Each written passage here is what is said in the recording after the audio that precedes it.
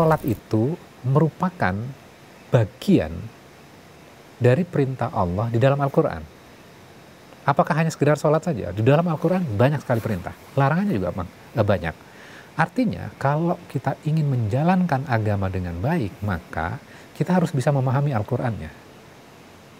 Kalau kita mempelajari Al-Quran, maka kita akan bertemu dengan bagian tentang sholat.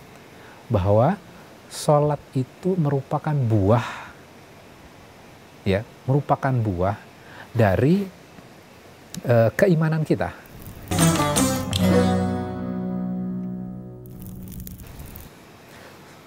Assalamualaikum warahmatullahi wabarakatuh. Tadi pagi saya berjalan-jalan di Megamendung, kemudian bertemu dan ngobrol santai ketika saya membeli bubur ayam dari penjual ini. Kemudian ketika kita ngobrol, kemudian dia menceritakan dulu dia pernah nyantren sebentar. Kemudian dia bercerita tentang saya bertanya tentang, wah di Megamendung ini banyak sekali pesantren dan tahfiz. Saya bertanya kepada dia, bedanya pesantren dengan tahfiz di sini ini apa? Kemudian dia menjelaskan, kalau tahfiz itu fokus kepada Al-Quran, sedangkan kalau di pesantren belajar yang banyak gitu, berbagai macam ilmu dipelajari di pesantren. Kemudian dia mengatakan bahwa kalau di tahfiz hanya belajar Quran saja. Saya nanya tentang sholat, tentang praktek ini, mereka tidak paham, gitu katanya. Kemudian dia menarik sebuah kesimpulan bahwa yang paling penting itu kan sebenarnya yang wajib itu adalah kita belajar tentang sholat katanya. Belajar tentang sholat. Sedangkan kalau Quran itu kan sunnah katanya. Nah, ini yang menarik untuk kita pelajari, ini yang menarik untuk kita bedah. Menariknya apa?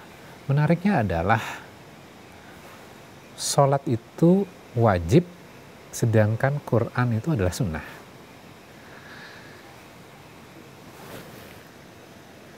Ini tentunya adalah sebuah proses kesimpulan dia setelah dia mempelajari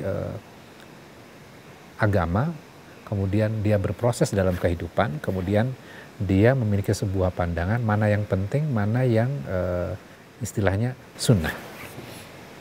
Mana yang wajib, mana yang sunnah. Dan kalau kita lihat kembali bagaimana cara kita mempelajari Islam, maka bagian utama dalam Islam itu adalah yang paling tingginya itu adalah Al-Quran. Kemudian yang kedua adalah sunnah. Nah, dari dua hal ini gitu, artinya bahwa Muslim itu harus mengetahui tentang Al-Qurannya. Al-Quran itu adalah hal yang fundamental, hal yang harus dipelajari, bahwa di dalam Al-Quran itu ada perintah sholat, detail tentang sholatnya tidak ada dalam Al-Quran. Itu dijelaskan oleh Rasulullah, bagaimana tata cara sholat, bacaan sholat itu ada dalam sunnah Rasulullah, dalam hadis. Jadi sholat itu merupakan bagian dari perintah Allah di dalam Al-Quran. Apakah hanya sekedar sholat saja? Di dalam Al-Quran banyak sekali perintah. Larangannya juga banyak. Artinya, kalau kita ingin menjalankan agama dengan baik, maka kita harus bisa memahami Al-Qurannya. Kalau kita mempelajari Al-Quran, maka kita akan bertemu dengan bagian tentang sholat. Bahwa sholat itu merupakan buah, ya, merupakan buah dari keimanan kita. Jadi menghasilkan buah ini. Akarnya, batangnya harus kuat. Akarnya juga harus kuat. Artinya apa? Bahwa akar keimanan, kemudian batangnya itu juga harus kuat untuk menumbuhkan buah ini. Orang hanya melihat dari sholatnya saja, ya kan? Tapi akarnya ada dalam hatinya dia. Nah, keimanan itu, ketauhidan itu dapat dibentuk ketika dia memahami Al-Qur'annya. Jadi pola pikir yang seperti ini, kita tidak menyalahkan orang itu, tapi kita coba mengevaluasi bagaimana cara beragama yang proper, yang lebih baik, yaitu memang landasannya adalah Al-Qur'an. Jadi Al-Quran itu sangat dahsyat sekali, value-nya banyak sekali, dan dijelaskan tentang kaitannya dengan hal-hal yang fundamental. Praktek detailnya, ada bagian yang dijelaskan di dalam Al-Quran, misalnya waris. Ada yang tidak dijelaskan detailnya.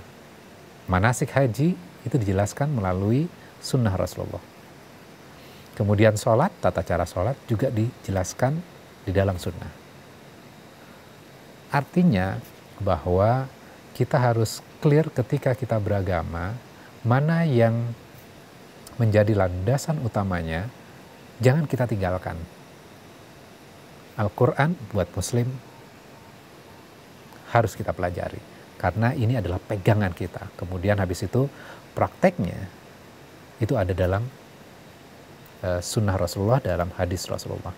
Mudah-mudahan ini diskusi malam ini bisa membuka wawasan kita, kemudian kita terus memperbaiki kualitas diri kita. Tidak perlu kita menyalahkan orang lain, kita memproses diri kita menjadi pribadi yang lebih baik lagi, dan kita bisa fokus apa yang harusnya menjadi fokus untuk kita pelajari. Mudah-mudahan ini memberikan inspirasi untuk kita semuanya. Wassalamualaikum warahmatullahi wabarakatuh.